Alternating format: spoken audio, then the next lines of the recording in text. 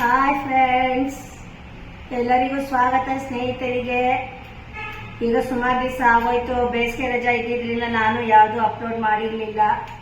ಈಗ ಒಂದು ಒಳ್ಳೆ ಪಪ್ಪು, ಚೆನ್ನಾಗಿರೋ ಟೇಸ್ಟ್ಫುಲ್ ಆಗಿರೋ ಪಪ್ಪು, ಯಾವುದು ಅಂದರೆ ಮಾವಿನಕಾಯಿ ಮತ್ತು ನುಗ್ಗೆಕಾಯಿ ಹಾಕಿ ಪಪ್ಪು ಮಾಡೋದು. ತುಂಬ ಟೇಸ್ಟ್ಫುಲ್ ಆಗಿರುತ್ತೆ, ತುಂಬ ಈಸಿ ಸಹ, ತುಂಬ ಈಸಿ.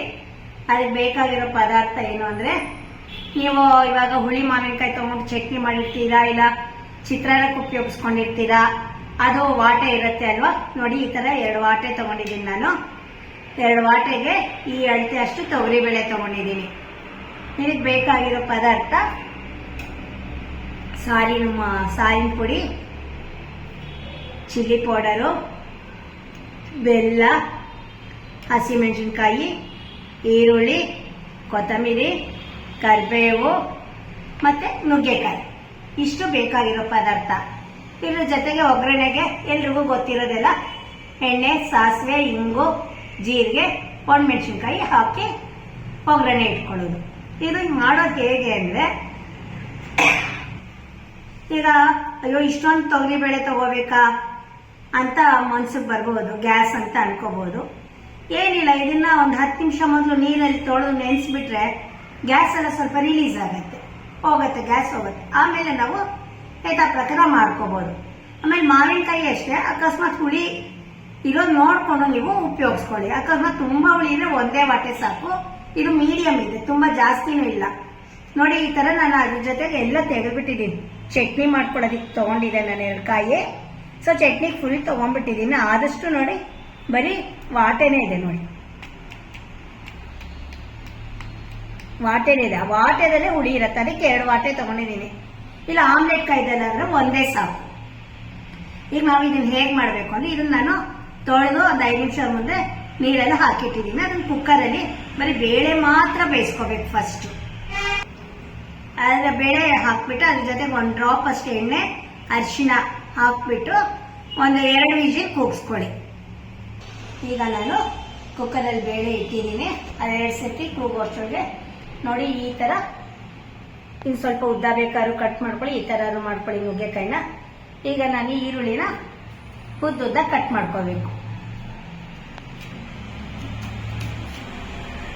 ದಪ್ಪದ ಮೇಲೆ ಉದ್ದದ ಮೇಲೆ ಕಟ್ ಮಾಡ್ಕೊಳ್ಳಿ.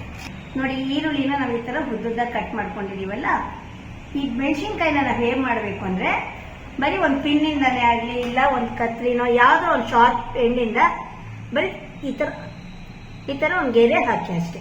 ನೋಡಿ, ಈ ತರ ಬಾಯಿ ಬಿಟ್ಕೊಳ್ಳೋ ತರ ಒಂದು ಗೆರೆ ಹಾಕಿ ಅಷ್ಟೇ. ಫುಲ್ ಕಟ್ ಮಾಡಬೇಡಿ, ಸೀಳ್ಸ್ಬೇಕಷ್ಟೇನೆ.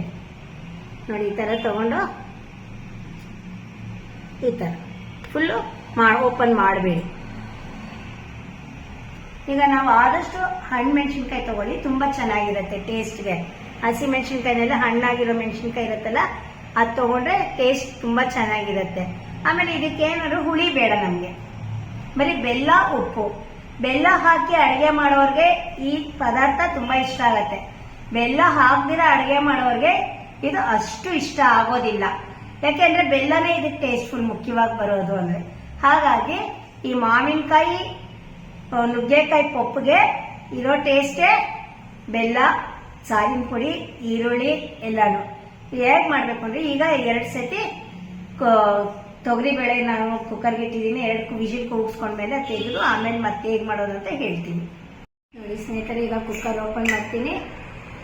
2 ಟೈಮ್ಸ್ ಕೂಗಿಸ್ಕೊಂಡಿದ್ದೀನಿ.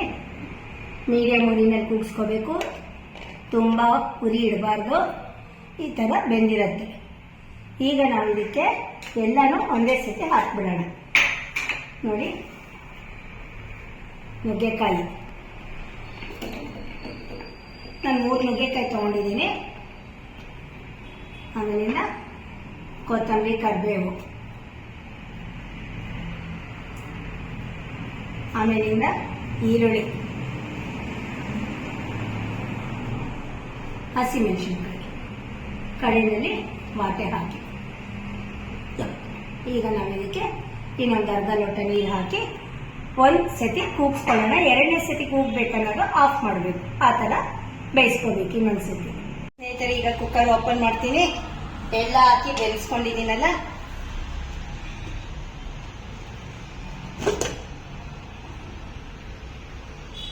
ಎಷ್ಟು ಹದವಾಗಿ ಬೆಂದಿದೆ ನೋಡಿ, ಹದವಾಗಿ ಬೆಂದಿದೆ ಈಗ ಎಲ್ಲನೂ ನೋಡಿ.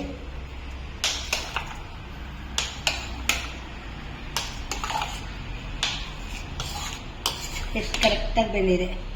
ಈಗ ನಾವು ಇದನ್ನ ವಾಟೆ ಮಾತ್ರ ಸಪ್ರೇಟಾಗಿ ತೆಗೆದು ಒಂದು ಪಾತ್ರೆಗೆ ಹಾಕೊಳ್ಳೋಣ. ನೋಡಿ, ಪಪ್ಪು ಅಂದ್ರೆ ಈ ಥರ ತಾನೇ ಇರುತ್ತೆ, ಗಟ್ಟಿಯಾಗಿ ಹದವಾಗಿರುತ್ತೆ ಈ ಥರ. ಇದಕ್ಕೆ ಎಲ್ಲ ಫ್ಲೇವರ್ ಇದರಲ್ಲಿರುತ್ತೆ. ಈರುಳ್ಳಿ, ನುಗ್ಗೆಕಾಯಿ, ಮಾವಿನಕಾಯಿದು ಎಲ್ಲ ಫ್ಲೇವರ್ ಇದ್ರೊಳಗೆ ಇಳಿದಿರುತ್ತಲ್ಲ.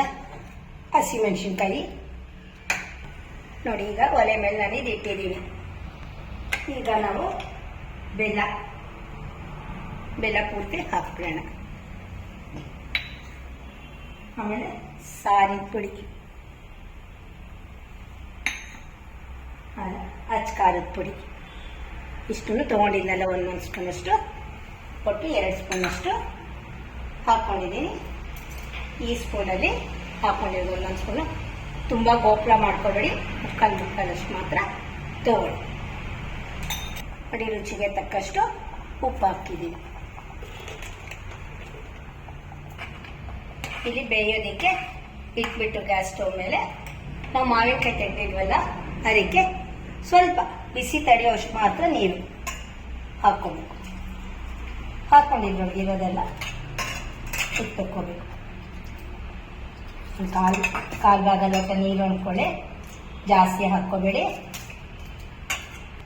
ನೀರು ಹಾಕ್ಕೊಂಡು ಇದ್ರೊಳಗಿರೋದವಲ್ಲ ಅದಕ್ಕೆ ಬರುತ್ತೆ. ಈಗ ಇದನ್ನು ನಾವು ಮಸಾಲಲ್ಲಿ ಹಾಕ್ಬಿಡ್ಬೇಕು. ಈ ಥರ ಮಾವಿನಕಾಯಿ ಪಪ್ಪು ರೆಡಿ ಮಾಡ್ಕೊಳ್ಳೋದು. ಇದಕ್ಕೆ ರುಬ್ಬೋ ಕೆಲಸ ಇಲ್ಲ, ಕಾಯಿ ಬೇಕಿಲ್ಲ, ಹುಣಸೆಹಣ್ಣು ಬೇಕಿಲ್ಲ, ಏನೂ ಬೇಕಿಲ್ಲ. ಮಾವಿನಕಾಯಿ ವಾಟೆ ಇತ್ತು ಅಂದರೆ ನುಗ್ಗೆಕಾಯಿ ಇಷ್ಟ ಇದ್ರೆ ಹಾಕ್ಬೋದು, ಇಲ್ಲ ಅಂದರೆ ಇಲ್ಲ. ಬೇರೆ ತರಕಾರಿ ಏನು ಅಷ್ಟು ಚೆನ್ನಾಗಿರೋದಿಲ್ಲ, ಹಾಕಕ್ಕೆ ಹೋಗಬೇಡಿ. ಹಾಕಿದ್ರೆ ನುಗ್ಗೆಕಾಯಿ ಹಾಕಿ, ಇಲ್ಲಾಂದರೆ ಬೇಡ. ಈಗ ಸಣ್ಣ ಉರಿನಲ್ಲಿ ಒಂದು 5 ನಿಮಿಷ ಚೆನ್ನಾಗಿ ಕುದೀಲಿ. ಇದಕ್ಕೆ ಒಂದು ಕುಕ್ಕರ್ದು ಮುಚ್ಚಳ ಮುಚ್ಚಿಬಿಟ್ಟು ಒಂದು 2-3 ನಿಮಿಷ ಬಿಟ್ಬಿಡೋಣ. ನೋಡಿ ಸ್ನೇಹಿತರೆ, ಈಗ 5 ನಿಮಿಷ ಆಯಿತು ನಾನಿಟ್ಟು. ನೋಡಿ, ಚೆನ್ನಾಗಿ ಕುದೀತಾ ಇದೆ. ಈ ಥರ ಚೆನ್ನಾಗಿ ನೊರೆ ಮಧ್ಯೆ ಬಂದಿದ್ರೆ ಕುದಿರೋ ಚೆನ್ನಾಗಿ ಎಲ್ಲ ಹುಳಿ ಖಾರ ಎಲ್ಲ ಹದವಾಗಿ ಬಂದಿರುತ್ತೆ ಅಂತ ಅರ್ಥ. ಈಗ ಇದನ್ನು ಹೀಗೆ ನೋಡಿ, ಆದಷ್ಟು ಇಂಥ ಚಮಚದಲ್ಲಿ ಉಪಯೋಗಿಸಿದ್ರೆ ನುಗ್ಗೆಕಾಯಿ ಬಾಯಿ ಬಿಟ್ಕೊಂಡ್ಬಿಡುತ್ತೆ. ಹಾಗಾಗಿ